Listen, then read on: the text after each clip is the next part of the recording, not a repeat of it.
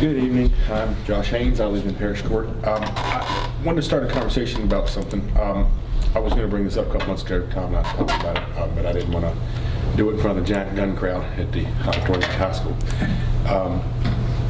So about 2 or 3 months ago, my hot water heater was bad, and we got it replaced. But then we were left with the task of figuring out what to do with the old one.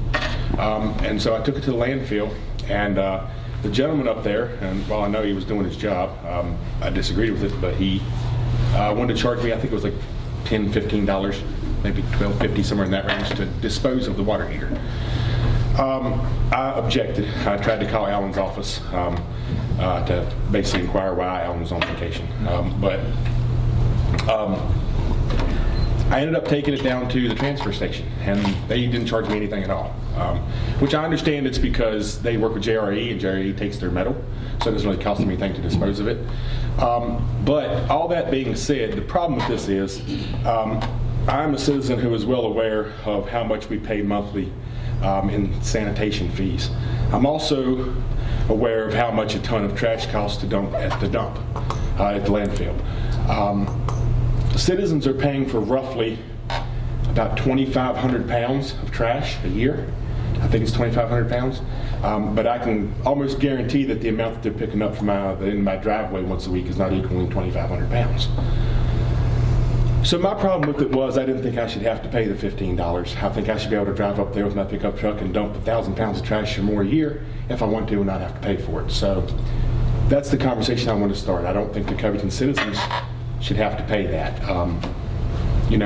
The county took it for free, and again, I explained why, but I don't pay taxes in the county, I don't pay a sanitation bill in the county. And it didn't quite seem fair to me. So anyhow, that's the problem, and I thought maybe we could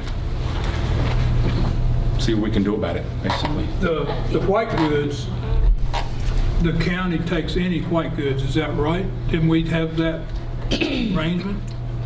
I have not looked into that. The only thing that I looked into regarding this when it was initially mentioned, when I know Josh called Public Works and Ms. Lisa Worley spoke with him, I went back and tried to research what our fees were, and that this council had passed the fees associated with that drop-off of the appliances. I do know that we do the 2 community cleanups twice a year where you can put out anything and everything under the sun except your mother-in-law, and we pick it up.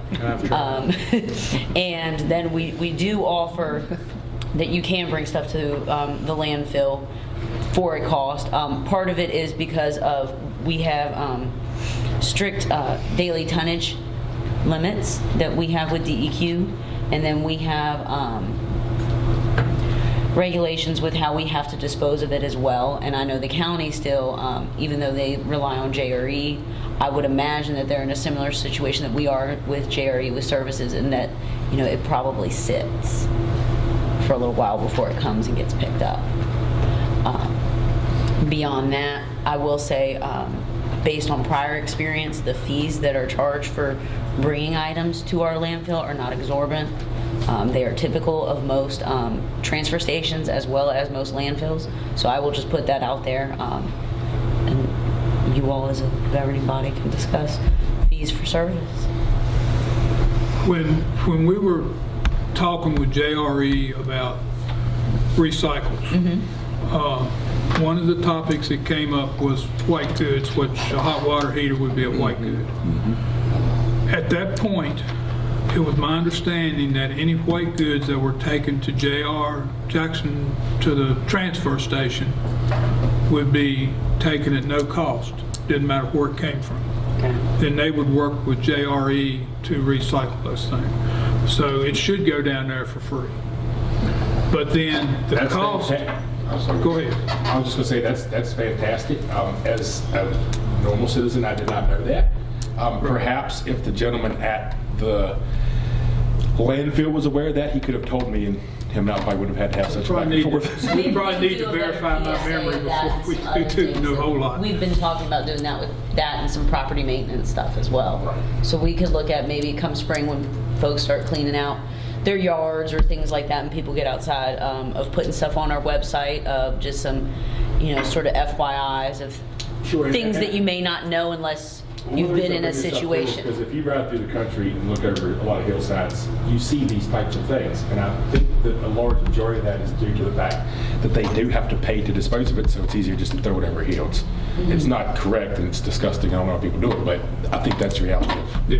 why I don't some of our area disagree looks with that that. way. So So, just making especially sure with folks tires. know about the white goods. Especially with the tires, because I think tires are an expense to get rid of, so you see a lot of Well, tires. the tires are a different fee altogether. Yeah.